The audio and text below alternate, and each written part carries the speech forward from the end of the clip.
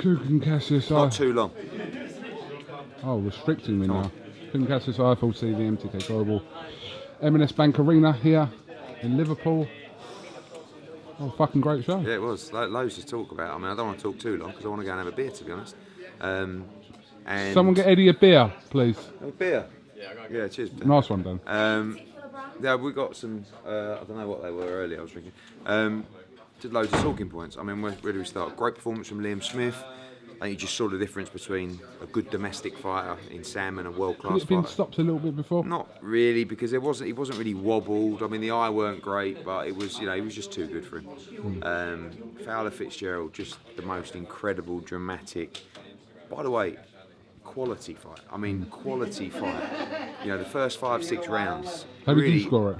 I had Fitzgerald winning by a round. I think the final score that was read out, I probably might have had it all square going into the last, maybe Fowler by one. Felt Fowler had a really good ninth. And then I thought, do you know what, I can see Fowler winning the 10th here and nicking it. And then obviously Fitz, just incredible. Dropped him in the last as well, yeah. I'm really pleased for Fitz. I'm gutted for Fowler.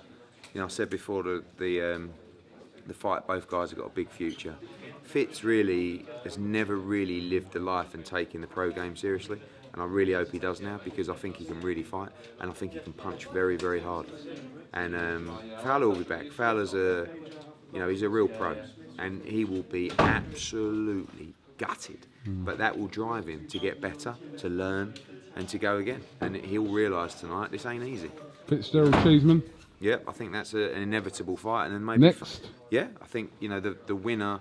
Fowler was supposed to fight Cheeseman as mandatory. Fitz will now be the mandatory. That's a great fight, and I think maybe Fowler gets the winner. I mean, you could watch those fights. I mean, imagine if that was over 12, that fight.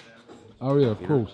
But I mean, Cheeseman and Fowler, all the talk, and they've both lost in their last fights. It's mad. You don't know what's going to happen. You can't take this sport for granted, and the young, say, kids coming in, maybe some of them think it's just easy. You bowl through people and you crack on. But it's not, and Fitz really, Fitz sold over 1,000 tickets from Preston. He could be a big star. He's got mad support. They make a load of noise, and he can really fight. If he takes this sport seriously, he could be a real threat to the division. And I hope he does. Bizarre fight bizarre ending to the fight with David Price and Kash Ali. But you didn't know what happened. I said to the ref, I was going, he just fell over. I thought it was a bad disqualification. And then obviously watched it back, saw Price's stomach. I mean, it's terrible. It's hard for like a fat punter to say it's a coward's way out, but the fighters say that's he's trying to get out of the fight. He's probably going to lose his purse. Yeah, but you know what? One more round, he might have won that fight. I mean, Price was starting to tire. I think he had Price going, and then Price the knockdown came because Price hit him with a great body shot and a couple of other, and he was hurt. Fell on him and just bit him. He was just looking for a way out of the fight, and like you said, now the board will suspend his purse. They may not, they may deduct his whole purse. Madness. Well, Robert Smith came into his dressing room after, and that's what he said that would happen. But Pricey's got 2 back-to-back wins now, but both of them a little bit controversial. Yeah. The Tom Little performance, they said. Tom Little wants Kash Ali, by the way. Well, listen, I mean, shamefully, Kash Ali will probably get another fight because he's still, I think, trending #1 on Twitter. I'm sorry to live in this sad world that we live in, but you will tune in to watch Kash Ali fight again. And it will be down at that level, no disrespect to Tom Little, at that, Fabio Wardley kind of level, or a guy coming up, on the ranks. But yeah, he'll probably get another fight. Price, the winner of Brown and Allen? I mean, when I did the deal with Lucas Brown, in his mind, he's fighting Dave Allen, then he's fighting David Price. And that's what we'll do if he beats Dave Allen. If Dave Allen wins, Dave Allen could fight David Price. Or I'll just sling Price in a big fight, big opportunity for him. You're going to put him on that card in July? Which card? Your July 13th card. Maybe. Yeah, maybe. What's any developments with that? No, still waiting on WBC.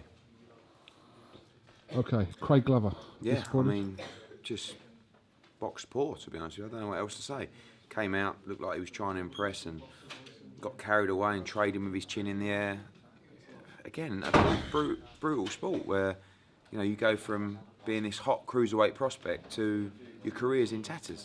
So he's got to go and get another win and then come back and just dive in a gamble fight.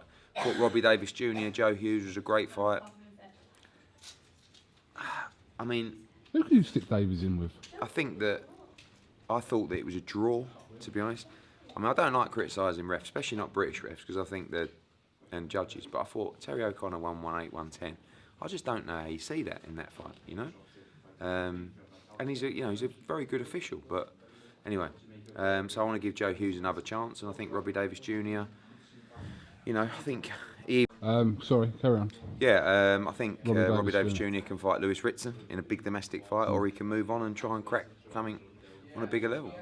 And Liam Smith, you've kind of outed some opponents for him. Yeah, I mean, 3 that stand out and make my balls tingle a little bit is Sergio Garcia, Kell Brook, and Jesse Vargas. 3 very good fights. Maybe he has one more before that, but he's ready. He's a world-class fighter. He's got 2 defeats to Munguia in a great fight in Canelo. So, yeah. Okay, and you're next off to what? LA? Crawley, yeah. I'm going actually to New York later this week and then off to LA for Krolla Lomachenko. You coming? Not to that, no. I'm going to Dubai next week because we're streaming a show from there. Good luck to you and MTK. Eddie Hearn, thank you very much. Talking to Rifle Cheers, TV. thank you. Catch up with you soon.